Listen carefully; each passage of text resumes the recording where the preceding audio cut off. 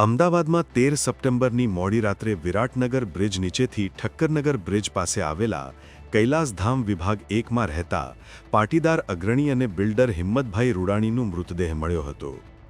બીજા દિવસે આ હત્યા કેસના સગીર સહિત 3 આરોપીની રાજસ્થાનના શિરોહીથી ધરપકડ કરવામાં આવી હતી.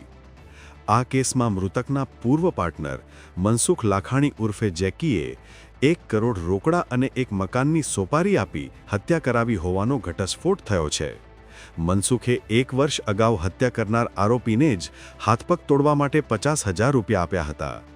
આરોપીએ હિંમતભાઈની લાશને મર્સિડીઝની ડેકીમાં નાખી જુદા જુદા વિસ્તારમાં ફેરવી નિકોલ સરદાર ધામથી 6 કિલોમીટર દૂર આવેલા વિરાટનગર 4 રસ્તા બ્રિજ પાસે છોડી દીધી હતી. તેના ફોનમાંથી મનસુખ લાખાણીને ફોટો વિડીયો મોકલ્યા હોવાના પુરાવા પણ મળ્યા હતા. આ બનાવના રિકન્સ્ટ્રક્શન દરમિયાન પોલીસે જાહેરમાં જ આરોપીઓને ફટકાર્યા હતા, જેના વિડીયો સોશિયલ મીડિયામાં વાયરલ થયા છે.